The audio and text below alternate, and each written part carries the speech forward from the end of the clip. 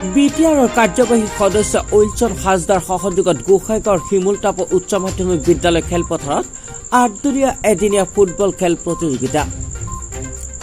আজি গান্ধী জয়ন্তী উপলক্ষে বিটিআৰৰ কাৰ্যবাহী সদস্য উইলছন হাজদাৰ সহযোগত গোসাইগাঁও মহকুমাৰ শিমুলতাপ উচ্চ মাধ্যমিক বিদ্যালয় খেলপথাৰত ৮দলীয় এদিনীয়া কাৰ্যসূচীৰে ফুটবল খেল অনুষ্ঠিত কৰা হয়।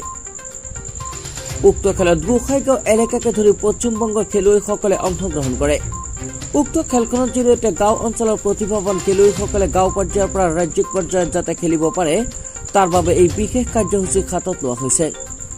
বৰ্তমান সমাজত বিভিন্ন অপৰাধজনিত কাম আৰু সমাজৰ যুৱ সমাজ সুস্থ সবল ৰখাৰ বাবে গোসাইগাঁও অঞ্চলৰ বিভিন্ন প্ৰান্তত বিভিন্ন ধৰণৰ খেল অনুষ্ঠিত কৰা হৈ আছে বুলি সদৰি কৰে শ্ৰীৰামপুৰ ব্লক UPL দলৰ কাৰ্যকৰী সদস্য আন্তাজ আলীয়ে।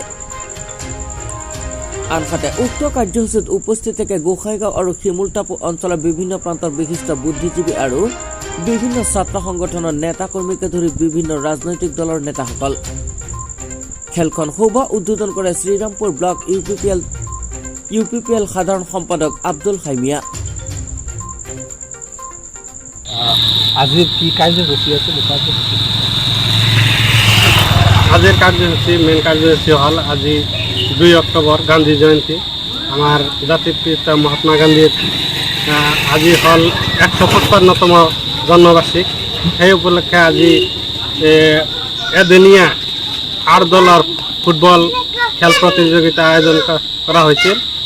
এই খেলত মানে আমি সকলোৱে যাতে নৱ প্ৰজন্মৰ মানে ভাতৃত্ববোধ আৰু উৎসাহৰ যিখিনি মানে আজিৰ সমাজত এই বহুত অপকৰ্মত নৱপ্ৰজন্মই লিপ্ত হৈ আছে, সেই অপকৰ্মৰ পৰা আমি যাতে আঁতৰি আহিব পাৰোঁ। যেনেকৈ ড্ৰাগছ কিবা বিভিন্ন নিচাজাতীয় বস্তুখিনি মানে সেৱন কৰি আছে এই নৱপ্ৰজন্মই, সেইখিনিৰ পৰা যাতে আমি এই নৱপ্ৰজন্মক যাতে আঁতৰাব পাৰোঁ, সেইকাৰণে আজি এই এদিনীয়া ফুটবল প্ৰতিযোগিতা আয়োজন কৰা হৈছিল।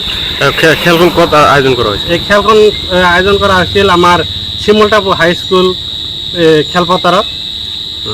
খেলমৰ মেইন উদ্যোক্তা কোন আছিলে?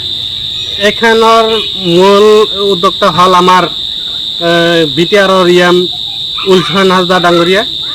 তেখেত আমাৰ বিটিআৰৰ ইমান আমি তেখেতক অশেষ ধন্যবাদ দিব বিচাৰিছোঁ যে আমাক এই খেলৰ মানে পূৰ্ণাংগ খেলৰ যে ধন আছিল সেই ধনখিনি আগবঢ়োৱাৰ কাৰণে মই তেখেতক অশেষ ধন্যবাদ জ্ঞাপন কৰিছোঁ।